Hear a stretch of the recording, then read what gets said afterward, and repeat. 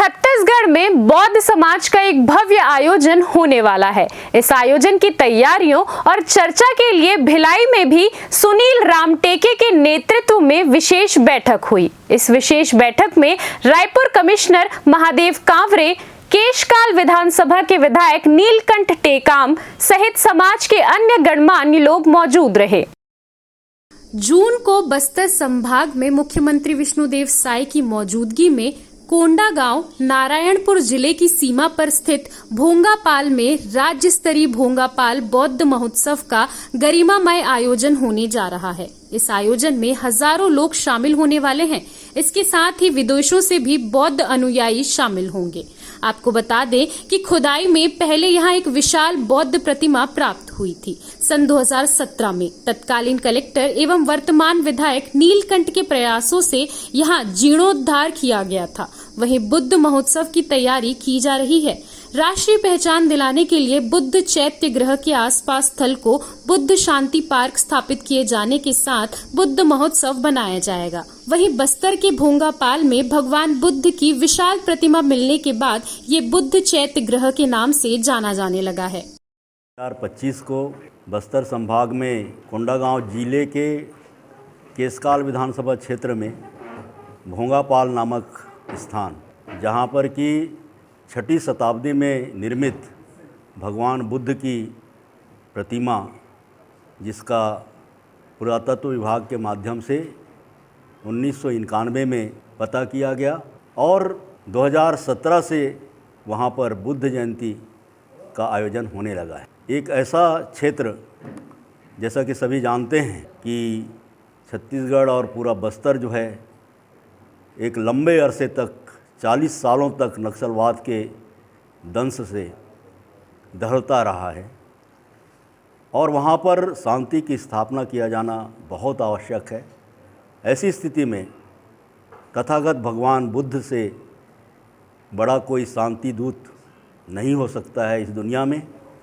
इसी को आधार मान करके उस स्थान को शांति पार्क के रूप में बुद्ध शांति पार्क का नाम दिया जा रहा है और बुद्ध महोत्सव के माध्यम से बस्तर और पूरे छत्तीसगढ़ राज्य, पूरे देश से और बाहर के देशों से भी हमारे बौद्धिस्ट और जो बुद्ध धर्म पर भरोसा करते हैं, विश्वास रखते हैं, उनके आने की संभावना है।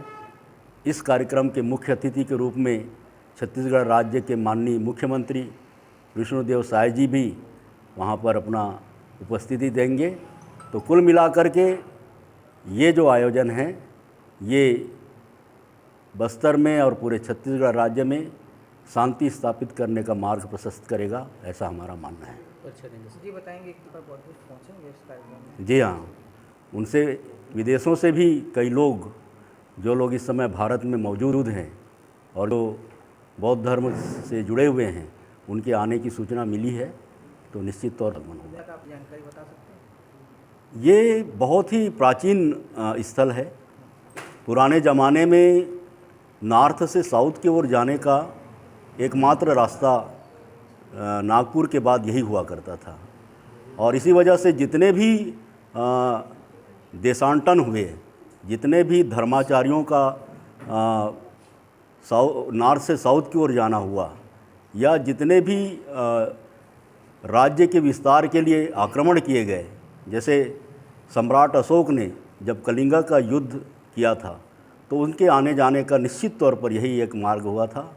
और ऐसा साक्ष्य भी है कि यहाँ पर काफ़ी लंबे समय तक उनका विश्राम भी हुआ और जब बौद्ध धर्म का प्रचार करने की बारी आई तो उनके जो बेटे हैं और उनकी जो बेटियाँ हैं, उन्होंने भी इसी रास्ते से चल करके भगवान बुद्ध के प्रचार प्रसार का कार्य नॉर्थ से उत्तर की ओर, उसके नॉर्थ से साउथ की ओर और उसके बाद जापान और चाइना तक और श्रीलंका तक के जाना संभव हुआ।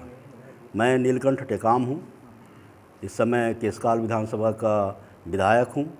इसके पहले इसी ज़िले में मैं कलेक्टर के रूप में काम किया हूँ और बस्तर में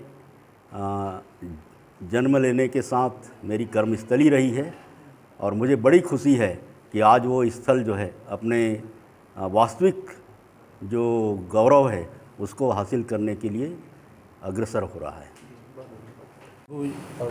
आपको धन्यवाद। ये एक ऐतिहासिक कार्यक्रम पूरे छत्तीसगढ़ में विशेष रूप से बौद्ध समाज के लिए होने जा रहा है और इस ऐतिहासिक कार्यक्रम में विशाल जनसमूह के रूप में माननीय टेकाम साहब के नेतृत्व में एक विशाल कार्यक्रम में माननीय मुख्यमंत्री जी तो रहेंगे ही, लेकिन यहाँ से कम हम लोग की कोशिश है दुर्ग भिलाई, जैसा कि हर पूरे बौद्ध समाज हर परंपरा में आगे रहता है, तो निश्चित रूप से इस बार भी निश्चित रूप से दुर्ग भिलाई के सारे संसाधन जैसा भी आदेश मिलेगा ऊपर कंपनी जरूर पूरा करेंगे और ये कार्यक्रम सफल सिद्ध होगा, ऐतिहासिक होगा। कहने का मतलब छत्तीसगढ़ में बोध गया का दूसरा स्वरूप दिखाई देगा। बिल्कुल, इसमें कोई दो राय नहीं। CCN शार्क न्यूज के लिए रवि कुमार की रिपोर्ट।